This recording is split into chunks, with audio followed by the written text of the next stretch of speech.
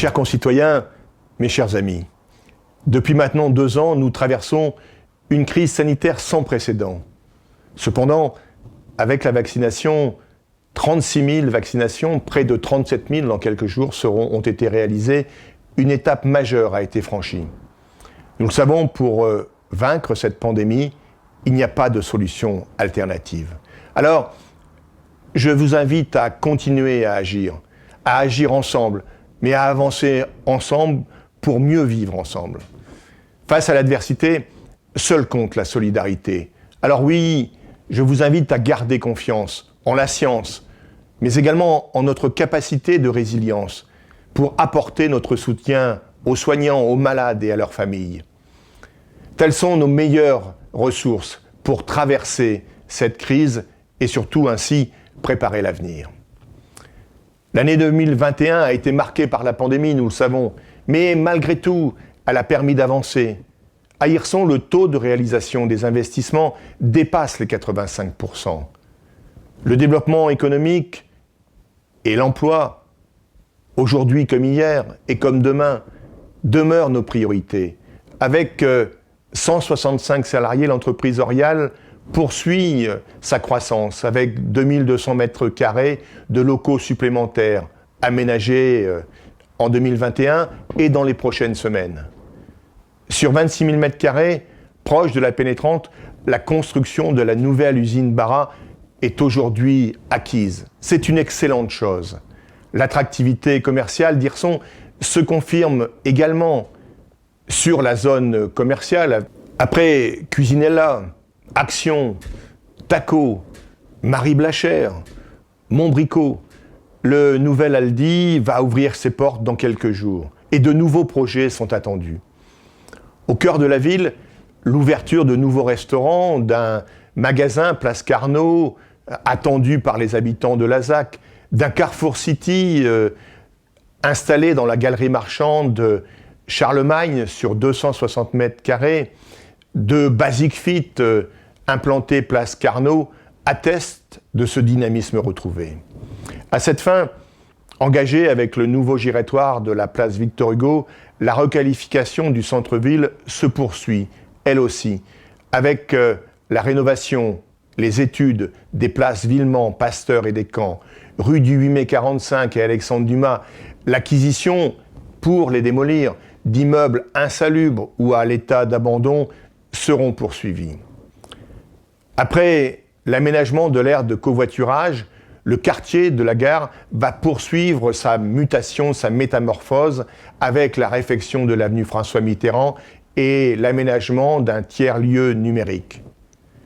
De la même manière, la modernisation et la diversification des équipements et des services publics se poursuivent eux aussi. Un campus universitaire connecté est ouvert depuis septembre. Avec le département, une nouvelle unité territoriale d'action sociale est achevée. Les agents ont pu s'y implanter.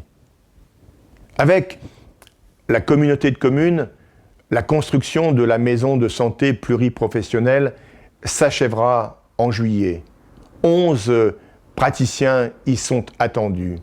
D'ici cet automne, le stade Léo-Lagrange sera, là encore en centre-ville, totalement réhabilité et mis aux normes. Grâce à l'acquisition de l'ancienne résidence du Val d'Oise, les services de la mairie seront installés en centre-ville afin d'y améliorer les conditions de travail des agents et surtout l'accueil du public pour un coût inespéré. La transition énergétique passera elle aussi par des rénovations thermiques. C'est le cas au groupe scolaire Jean Zé, au foyer restaurant des personnes âgées, au centre social et d'animation culturelle et à la salle de la tannerie. À l'image des requalifications énergétiques engagées par l'Office public HLM de l'Aisne, cette année, les résidences du Jeu de Battoirs et de la rue Henri Martin ont engagé leurs travaux. Ils seront suivis par les aménagements sur les immeubles de la rue Léon Blum et Caprieroli.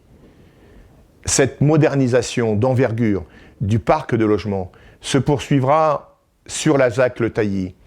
Après les prochaines démolitions des vétustes immeubles de l'Alouette, de la Fauvette et de la Mésange, l'office public engagera la construction de 10 pavillons de plain-pied, mais surtout engagera le réaménagement, la requalification de la ZAC. À la bonne source, une étude est d'ores et déjà engagée pour résorber les friches des aciéries et y créer le premier éco-quartier d'Hirson. Mes chers concitoyens, au-delà de cette série d'opérations, notre municipalité poursuit ses politiques de solidarité. Elles sont actives. C'est l'animation des quartiers, c'est le développement culturel. Les 3 chantiers et les 10 ateliers d'insertion du pôle d'économie solidaire développent de nombreuses interventions dans la réhabilitation des bâtiments, dans l'entretien de l'environnement ou encore, et c'est important, dans l'accompagnement des personnes âgées isolées.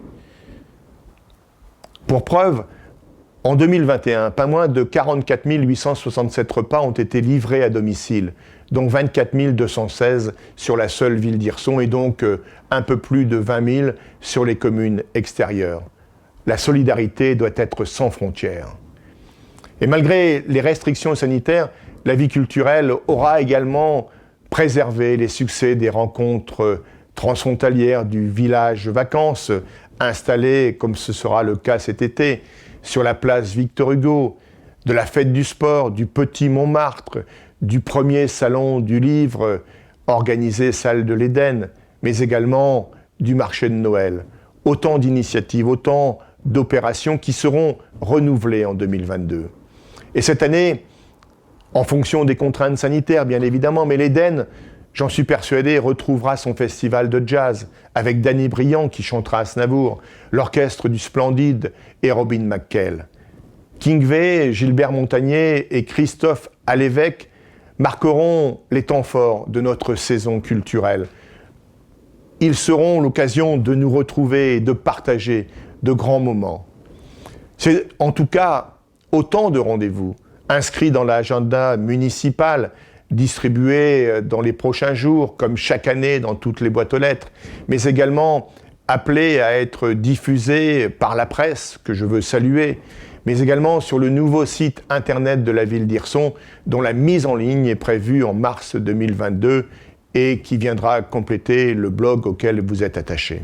Mes chers concitoyens, voilà autant de projets qui confirment que ces 2 années de crise sanitaire n'ont ni freiné le rythme des investissements, ni réduit la capacité d'initiative de notre municipalité.